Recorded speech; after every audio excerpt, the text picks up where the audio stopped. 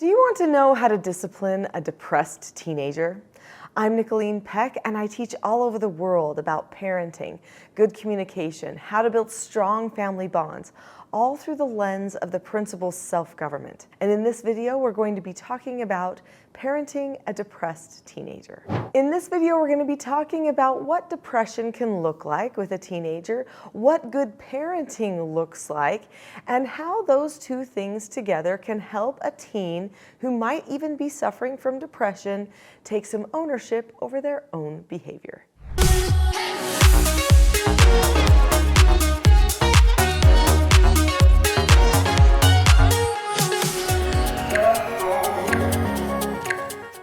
I am the mother of 4 and also the mother of many therapeutic treatment care children.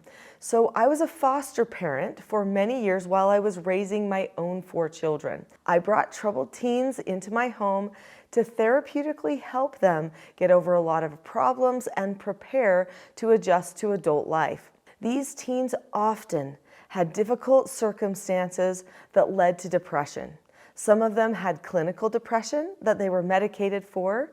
Some had situational depression, dealing with hardships with family, friends, loved ones, and backstories. So I helped a lot of teens through depressive situations. But I also had to help them with other behaviors. I couldn't allow them to just stay in depression, but I also couldn't allow them to be mean, negative, attacking themselves or others, and indulge in feelings of hopelessness all the time. This was not going to help their depression.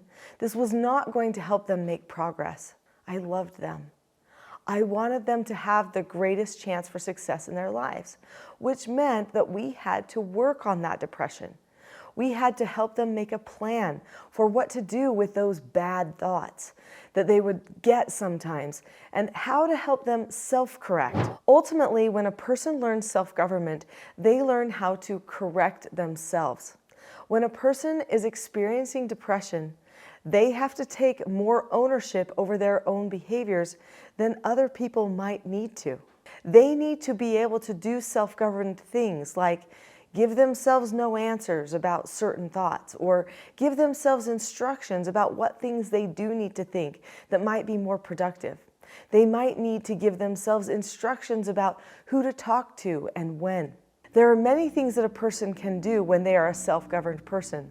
One of those things is to even self-correct. This means that the person is able to acknowledge when they've done something wrong in a healthy, productive way that doesn't lead to increased depression. This is what I had to help the youth in my home who were suffering with depression learn how to do. Now, was I perfect at this all the time? Absolutely not. In fact, there were times when I made mistakes trying to help these youth get a handle on their depression and take ownership over themselves and their mistakes. What I want to share with you now is what not to do and what to do. Good self-governed parenting means that the parent is also self-governed. So this means that the parent decides to choose calmness and to create a plan for communications, and then follows through with that plan, while also reaching out to the heart and strengthening the relationship with the child. So when you are a self-governed parent, that means that you explain ahead of time to your child exactly how you will communicate with them when you're going to be praising them, when you're going to be teaching them something, and when you're going to be correcting them. You also deliberately share with them the goal of your teaching. And one of the goals that I always had for my teaching was that I hoped that they would learn self-government. I explained to them that self-government is being able to determine the cause and effect of any given situation and possessing a knowledge of your own behaviors so that you can control them. So that means you make a plan for your life, you make a plan for your relationships, and then you follow through on that plan. And you regularly assess to see if your plan is actually working. And if it's not, then you come up with a new plan or you make adjustments to your plan, which requires self-correction. In order for a person to learn self-government and to take on that much responsibility for themselves, it is important that somebody else does the observation for them at first. It takes a lot of work to know every single thing to observe about yourself, your thoughts, your behaviors, and such. And so if you have someone who's helping you with that observation at first, it will make it easier for you to notice later the things that you need to watch for in order to fully govern yourself.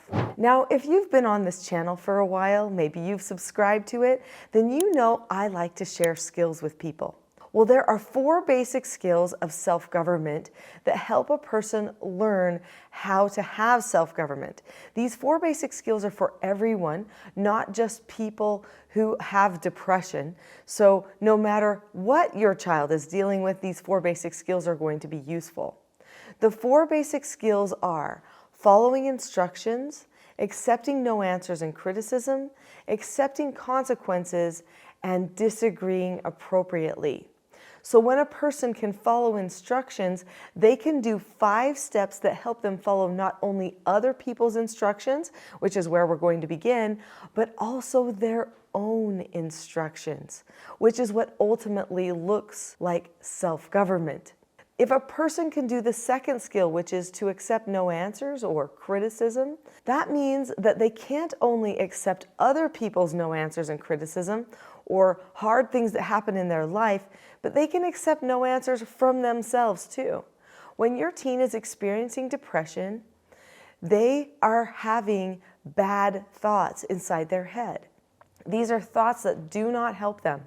They need to be called bad, and they need to be given a no answer. The third of those 4 basic skills is to accept consequences. Sometimes when your teen has thought something, a depressive thought, and it has not helped them, or they can see that this thought is taking them in the wrong direction, they might need a course correct, which means that they might need to correct themselves and say, see, this is what I'm doing, and this is why it's not a good idea.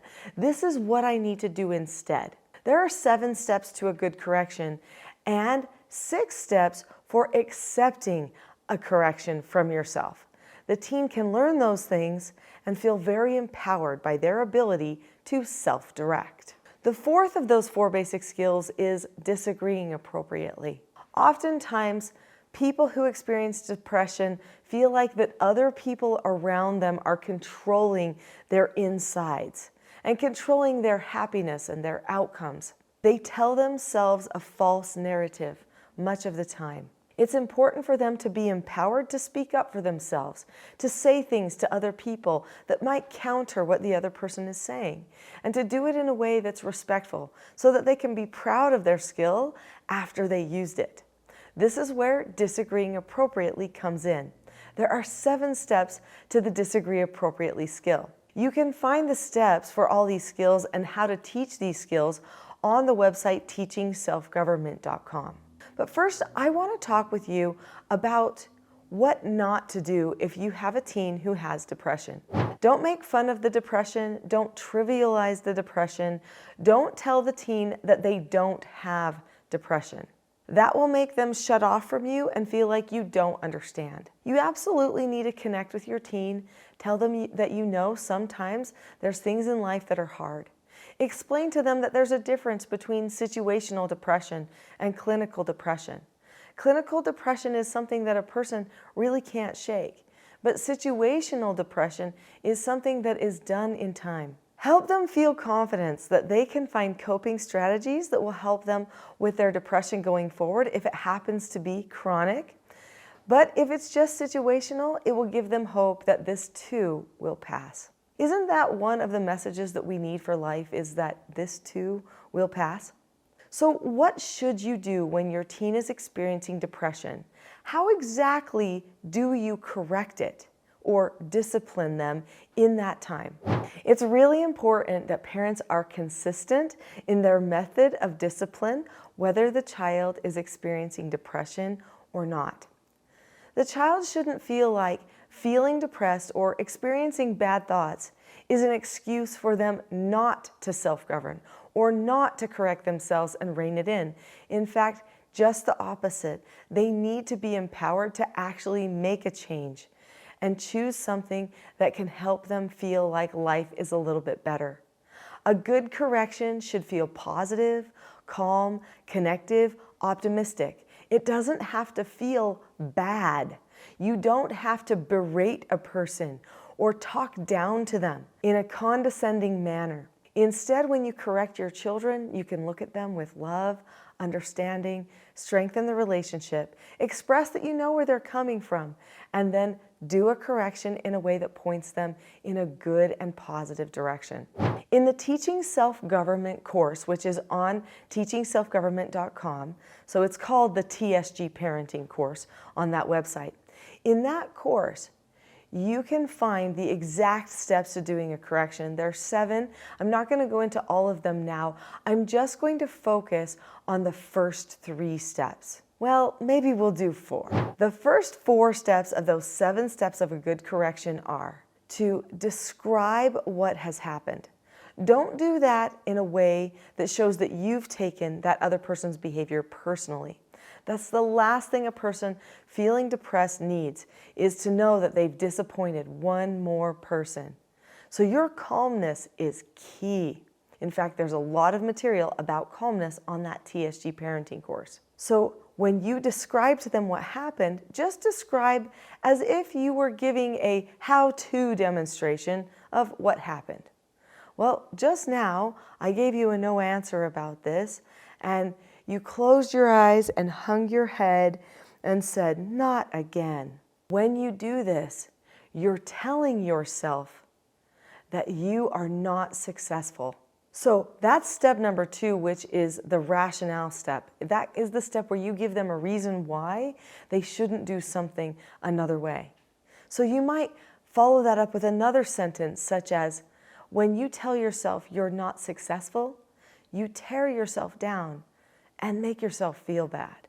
Then step number 3 is what you should have done. What you should have done was said, this is a correction, or this is a no answer. I know how to accept a no answer. I'm going to use my skill, and I'm not going to take this personally, because that's part of the steps for accepting a no answer or criticism. Then step number 4 is to tell them what they earned, meaning the negative consequence.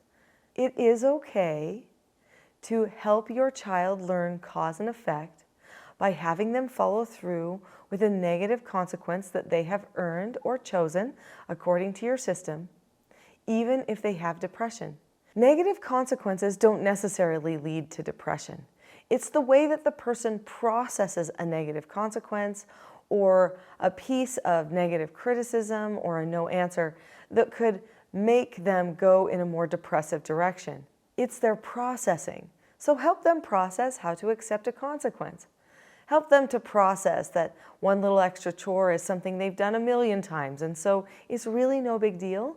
They're just learning to accept that they made a decision that didn't help them at first. Due to time, I'm just going to refer you to teachingselfgovernment.com for the rest of those steps for accepting consequences. There are so many books and resources at teachingselfgovernment.com that are going to help you have united relationships, good communication, and a feeling of closeness and love, even if you're correcting someone.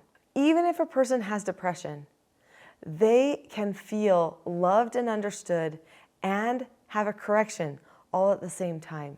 It really hinges on whether you have the skills to not take it personal, to be calm, and to prepare them to learn skill development for future adult success.